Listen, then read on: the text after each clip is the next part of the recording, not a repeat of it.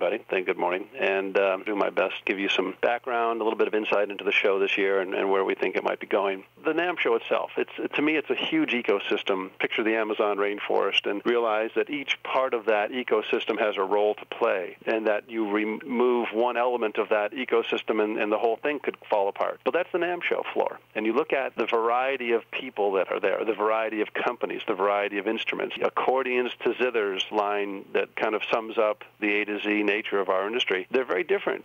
A quick story, last May I was in Spain meeting with some high-end luthiers. These are custom builders of Spanish guitars. Sometimes these guitar builders will make 10 instruments a year. They're beautiful. They sound wonderful. They'll be played by not only our kids probably, but maybe our great-grandchildren. They will last. Obsolescence will be measured in generations. The next day I was in Germany and I went to Sennheiser, which was one of the most modern factories you could have ever imagined, making microphones that have recorded some of the most important voices in history, headphones that are used by everyone around the world in a very modern factory.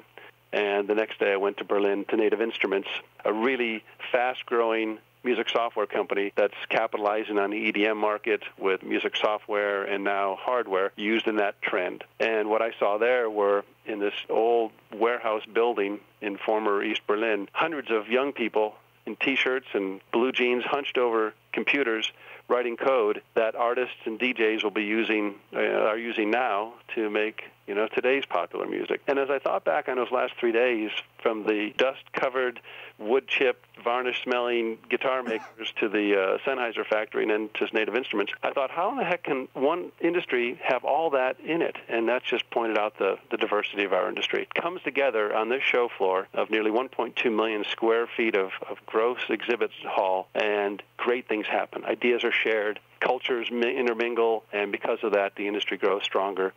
So some of the themes, obviously, are technology. I just touched on it, that we live in a very diverse ecosystem, but in some ways you could make two broad generalizations.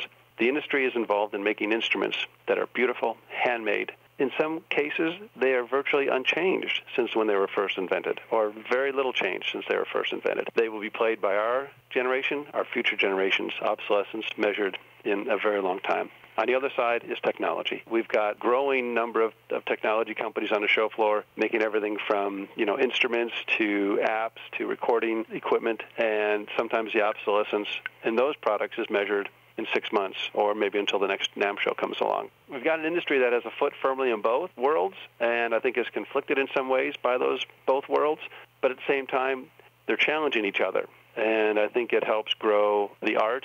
And I think it helps grow the business, having those two worlds. But I don't think if you went to CES this week, you'd see booths that were featuring cell phone technology from the 80s, unless it was in more of a museum piece.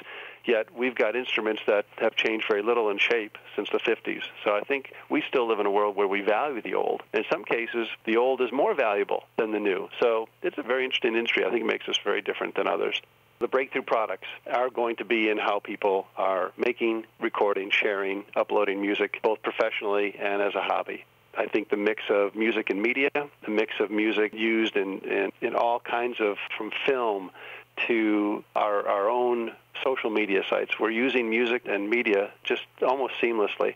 So I think that's a really interesting trend. You're seeing it at the show with one of our sponsors on the main stage, GoPro, a camera company. They seem to think that there's an opportunity in the music industry to have that merging come together, and they see our industry as a place where they want to grow. So I thought that was an interesting trend that we're seeing this year. On the show itself, growth has resumed. Obviously, the recession was tough on all of us, our members and NAMM, but we have the largest show we've had in 5 years. We're growing in a number of new member companies coming, but also in new growth in categories, mostly in the technology, pro audio, live sound, and touring categories.